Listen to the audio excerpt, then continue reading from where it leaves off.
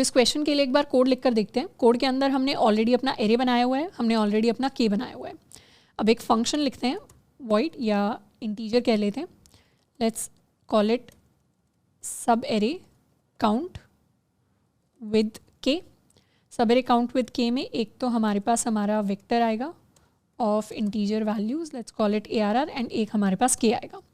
सबसे पहले तो हमें एक अनऑर्डर्ड मैप को क्रिएट करना है जो इंटीजर और इंटीजर वैल्यूज़ को स्टोर कराएगा।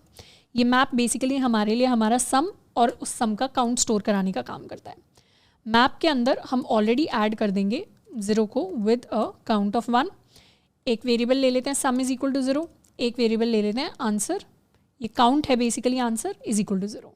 तो इसी तरीके से इसी फॉर्मेट में हमने अपने पिछले सवाल को सॉल्व किया था। अब एक लूप चला लेते हैं अपने एरे पर, i less than array dot size i plus plus.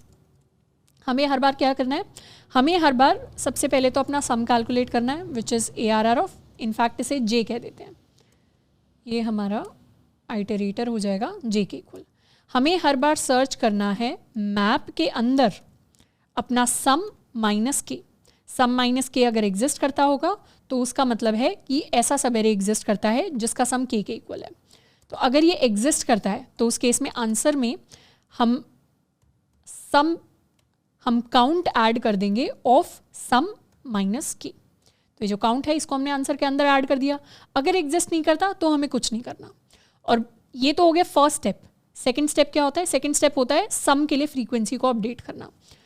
तो अगर हमारे मैप के अंदर सम ऑलरेडी एग्जिस्ट करता है तो उस केस में तो मैप के लिए सम की फ्रीक्वेंसी को हम कर देंगे प्लस प्लस, नहीं तो मैप के अंदर हम सम को ऐड कर देंगे विद अ फ्रीक्वेंसी ऑफ 1।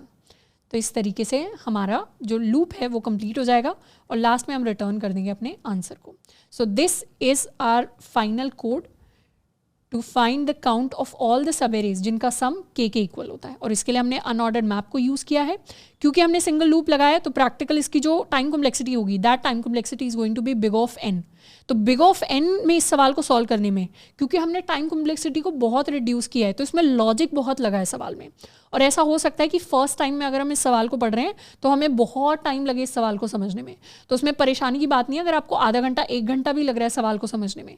इस सवाल को बेसिकली हमें ड्राई रन करके अच्छे से देखना है। इस पर 2 घंटे भी लगा सके अगर हम पिछले वाले और इस सवाल पे तो बिल्कुल लगा देने, क्योंकि इसमें लॉजिक हमें बहुत सारा बिल्ड करने का चांस मिल रहा है। और ये ऐसा लॉजिक है जो फॉर्मूला बेसिकली हमने डिस्कस किया है कि sum of i to j की वैल्यू होती है sum of j minus sum of i के।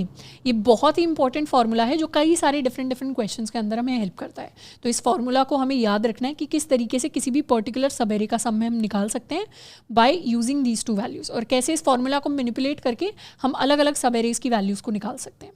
तो ये हमारा सब एरे काउंट हो गया एंड इसे यहाँ पर हम प्रिंट करवाएंगे। Let's see out sub array count is equal to sub array count with K, जिसमें पास कर देंगे अपना array and value K. Let's save it and run. तो सब एरे काउंट हमारे लिए करंट सब एरे के लिए निकल कर आया है 3 के इक्वल।